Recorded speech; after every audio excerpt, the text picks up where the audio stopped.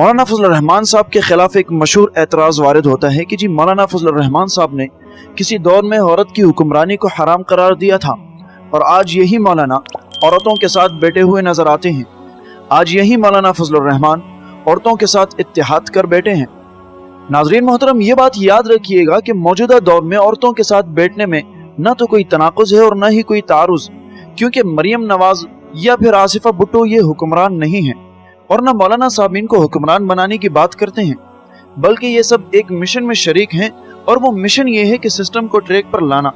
जब मिशन में कामयाबी होगी सबके रास्ते अलग अलग हो जाएंगे और सबके अपने अपने नुमाइंदे होंगे जो अपनी अपनी नुमाइंदगी करेंगे। लिहाजा ये एतराज़ ही सिरे से गलत है। नाज़रीन मोहतरम, दूसरी बात यहाँ पर यह है कि ये एतराज़ सरासर झूठ पर मबनी है कि मौलाना फजल रहमान ने औरत की हुक्मरानी को हराम करार दिया।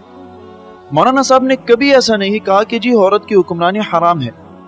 ये एतराज़ महज प्रोपेगेंडा है, क्योंकि मौलाना साहब पाकिस्तानी आइन को मानते हैं और उसके मुहाफिज भी मौलाना साहब हैं और आइन में औरत को हुक्मरानी का हक हासिल है।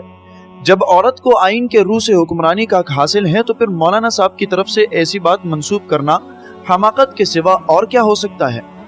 नाज़रीन मोहतरम, यहाँ पर चैलेंज से ये कहा जा सकता है कि मौलाना फजल रहमान की कोई ऐसी तकरीर जिसमें मौलाना फजल रहमान ने औरत की हुक्मरानी को हराम करार दिया हो सोशल मीडिया पर या वैसे ही कहीं पर भी मौजूद नहीं। जब मौलाना साहब ने ऐसा कहा ही नहीं तो इस एतराज़ की हैसियत सिवाय बुग़्ज़ और अदावत के और इख्तिरा और फ़रेब के और कुछ नहीं हो सकता। मोहतरम नाज़रीन, अब बात करते हैं कि शरीयत की रूह में औरत की हुक्मरानी की क्या हैसियत है। आया शरान ये दुरुस्त है या नहीं, ये तो हमें मुफ्तियान किराम ही बताएंगे। लेकिन नाज़रीन मोहतरम, अगर हराम भी है तो फिर मौलाना साहब पर कोई एतराज़ वारिद नहीं होता, क्योंकि मौलाना साहब न सदर ममलिकत हैं और न उनके हाथ में मुल्क की बागोदौड़ है और न मौलाना साहब ने कभी किसी औरत को हुक्मरान बनाया और न ही कभी ये कहा कि औरत हुक्मरान बने।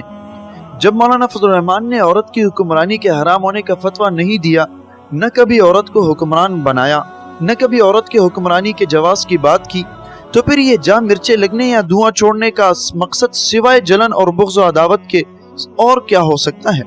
मोहतरम नाज़रीन, हम यहाँ पर यह बात भी बताना ज़रूरी समझते हैं कि औरत के साथ बैठना हलाल है या हराम।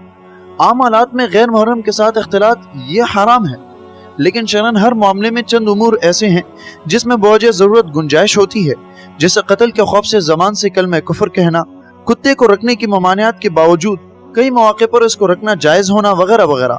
इसी तरह कुछ मौके ऐसे हैं कि जिसमें मजबूरी के तहत उनको अपने मिशन में शरीक करना, यहाँ भी अवामी हक के लिए इनको इस मिशन में शरीक करने में कोई हर्ज नहीं।